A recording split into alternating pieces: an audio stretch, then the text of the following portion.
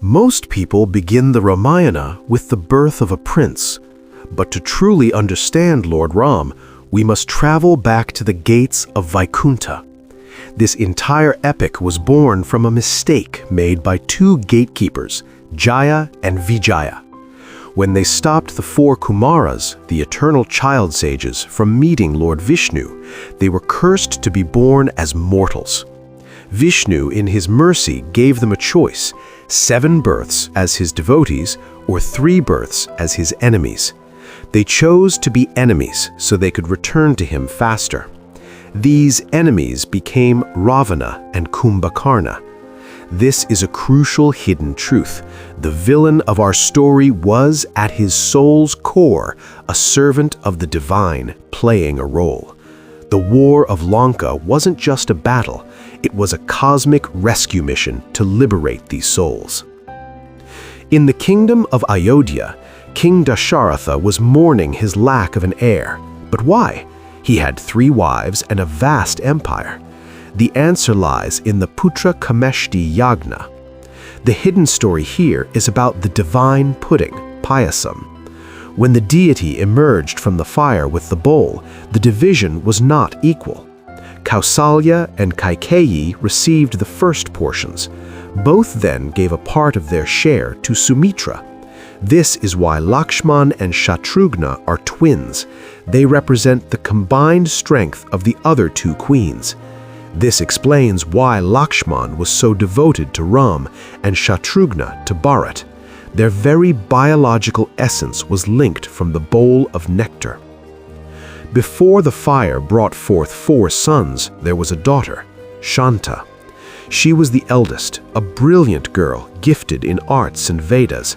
However, Dasharatha's friend, King Romapada, was childless. In an act of ultimate sacrifice, Dasharatha gave his daughter in adoption. Shanta grew up in the Anga kingdom and eventually married the sage Rishyashringa, the very man who would later lead the ritual to give her father his 4 sons. The cycle of the Ramayana begins and ends with the silent sacrifices of its women. When sage Vishwamitra took Ram and Lakshman to the forest, he didn't just teach them to fight, he gave them Bala and Atibala. These weren't just physical techniques, they were yogic practices that altered their physiology. For 14 years, these mantras allowed them to exist without hunger, thirst, or fatigue. This is the science of the Siddhas. When we see Ram fighting for days without rest, it isn't magic, it is the mastery of prana, life force. Vishwamitra was preparing them for a war that would take place decades later. One of the most misunderstood stories is the stone woman. Ahalya was cursed by her husband to become a stone after a lapse in judgment involving Indra. For thousands of years, she sat in a petrified state. But look at the deeper meaning. Ahalya means one without flaws. The stone is a metaphor for a heart that has become cold due to social shame and guilt. When Ram touched the stone with his feet, he wasn't just performing a miracle, he was practicing social restoration. He was saying that no matter how much the world petrifies you for your past, the divine accepts you. This was Ram's first act as a king, restoring the dignity of a woman the world had discarded. During their stay in Chitrakoot, a strange event occurred. A crow began pecking at Sita's feet. This was no ordinary bird. It was Jayanta, the son of Indra, testing Lord Ram's patience. Ram, sitting peacefully, took a single blade of darba grass.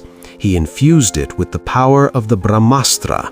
The blade of grass chased the bird across the 3 worlds. No god could protect him.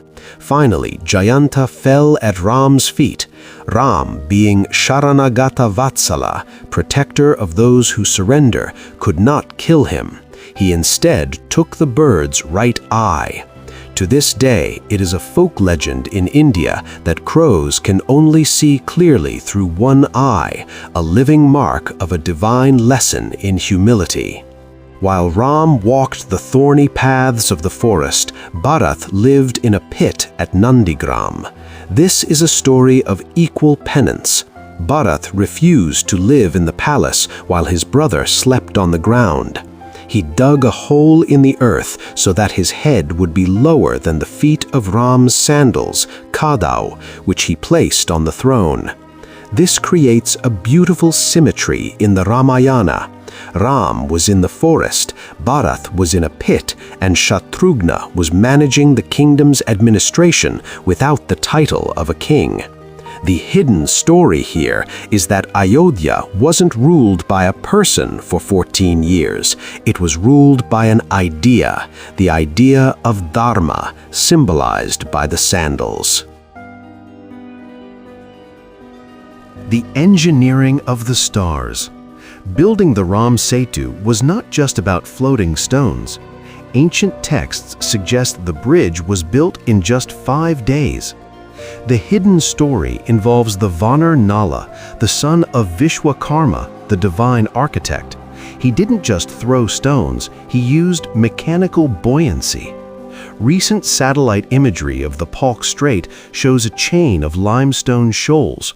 Whether you believe in the miracle or the geology, the hidden story is the unity of the Vanar Sena, millions of individuals working as one pulse to achieve the impossible.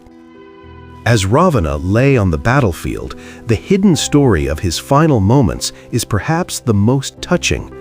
Ram realized that with Ravana, a library of knowledge was dying. As discussed, Ravana's 3 lessons to Lakshman are the foundation of Vedic politics. But there is a 4th, unspoken lesson: the tragedy of wasted potential. Ravana was a master of the Veena, a devotee of Shiva, and a scholar of the 4 Vedas. His 10 heads represented his mastery over the 4 Vedas and 6 Shastras. Yet one single vikara, or flaw, ego, brought it all down. As the sun set on the Battle of Lanka, Lord Ram didn't raise his bow in victory. He closed his eyes in a prayer for the soul of his enemy. This is why he is Maryada Purushottam, the man who follows the rules even when his enemy has broken them all. Thank you, my dears, for watching this video. I would appreciate if you like and subscribe for my efforts. Please don't forget to comment on which topic my next video should be.